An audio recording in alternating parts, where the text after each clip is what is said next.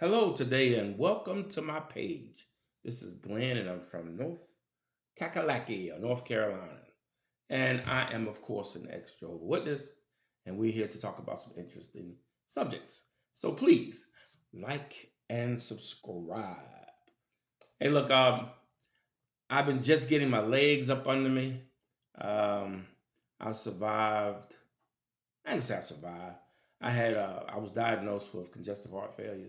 This was like in March, and it takes a while. Just for any of you that hopefully that'll never happen, but if any of you that have have to deal with family members that might have survived this, it's um, it's kind of taxing, and it kind of like you have good days and bad days, and just to get that ticker back going. So, the average lifespan of a person that goes through congestive heart failure is 3.5 to 10 years. So, hey, it is what it is. I'm gonna try to stay here, maybe 15, 20 more years, hopefully. Hey, maybe I'll try my best. But I'm doing pretty good. And you know what made me when I was sitting there in the hospital and stayed there for about 2 weeks, what made me really reflect on my life, things that I could have done, things, just, the haves and have nots of life. But even though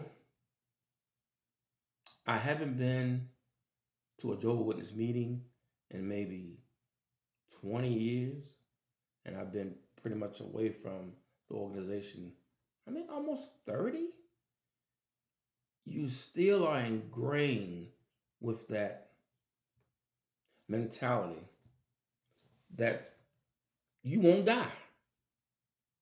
And it's kind of awe-inspiring when you look at your life and you're reflecting on your life. When the doctors came in there and told me that I had heart congestive failure and also I had blood clots, and it really makes you reflect on, hey, I might could die. And you just the perception of being a witness make you think that you're not immortal, but you think if cancer doesn't get you, or diabetes, or heart attack, or something like that, that if you have a normal life, you wouldn't die because you believed in that prophecy that they said millions not living would never die. And it's such a shame, such a shame. And I had a friend that I ran into, and we talked about that. And one of the things that I want y'all to reflect on something, that either if you are a witness or you're not a witness anymore, and you just maybe left or you were PMO or whatever, it causes you to have bad relationships. When I mean I'm 59, and most of my friends and family that were raised in the organization, I almost slipped up and said the truth, but most of them that were raised in the organization, they've had 2 or 3 marriages. And I've always wondered about that. And most of the families, the kids that we might have had, they they're pretty much no longer in the organization. And you always wonder about that because I know the retention rate for the Jehovah's Witnesses is very low.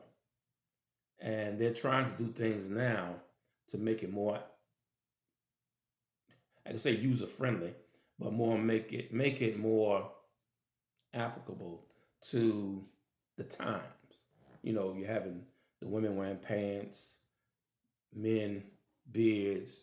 They even had an article about toasting, or program about toasting. And I told a buddy of mine who's thinking about it, becoming becoming a witness again. I said, hey, more than likely they're going to start letting them celebrate birthdays. That's just that's just a fact. So Like, let's give me an example. One of my buddies, he said, I'm not going to say any names, but his wife cheated on him.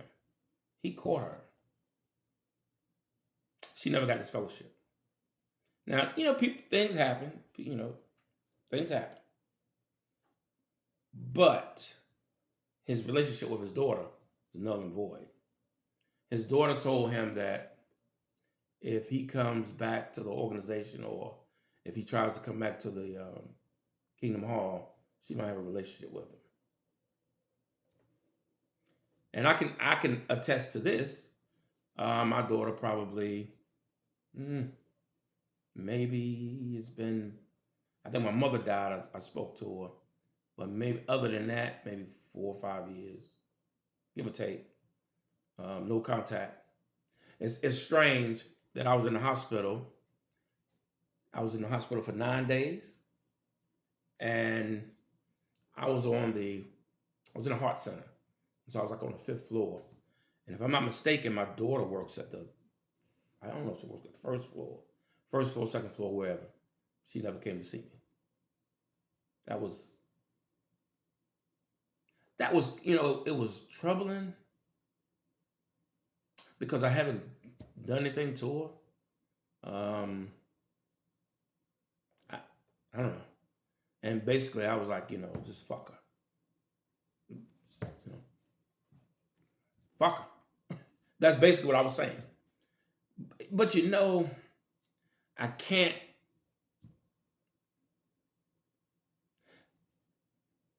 If you're raised from a little child and they put that into your mind that you're doing the right thing by not dealing with your parent, not dealing with your loved one, not dealing with your sibling or anything like that, or your husband, your wife, whatever.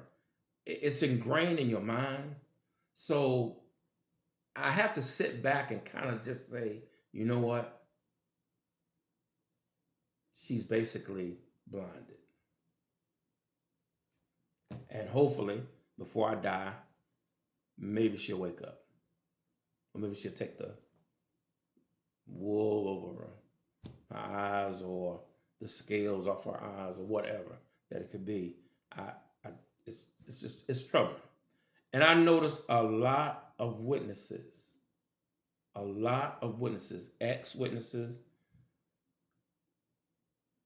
they don't have that kind of relationship with their kids. And that's troubling. How can you say, if you're trying to follow Jesus Christ's example, that you totally leave your family, or in essence, you look at your family as if they're dead? That's not loving. It's not right. And it's not going to cause someone to say, hey, maybe if I, go back to the meetings, that I will, get my family or whatever back. But Jehovah knows that. I mean, it's crazy. It's crazy. So, and I just wanted to share that with you, that a lot of people have those issues.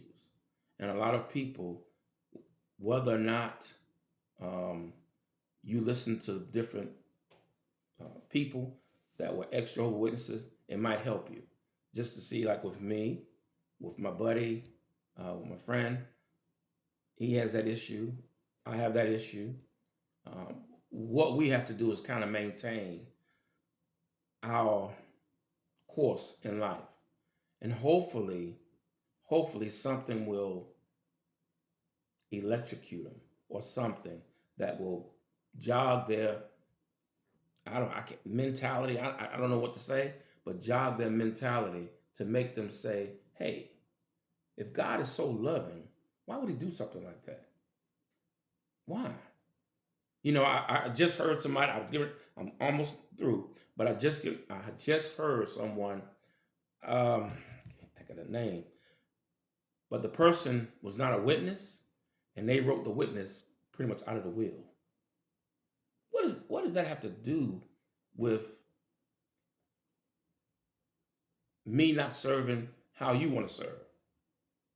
And I want y'all to say, if a witness sees this, I want you to think about something. One of your governing bodies said that it would be presumptuous to say that we were the only true religion. And that was on the Australian Commission, and that was Jackson. That is what he said. It would be presumptuous to say that we're the only true religion. So, how can you say if someone is an apostate if you're not even sure about your own religion? You're not even sure if Jehovah is working through another avenue with someone else. You don't know. So how can you prejudge someone when you don't know? All the prophecies that the witnesses have talked about, none of them have came true. None of them. None of them. And they're changing the doctrines almost like we change clothes. So, this is all I wanted to say. I hope I hope I can help. And it's therapy for all of us. So, hang in there. Keep the faith. Stay alive and be helpful. Peace.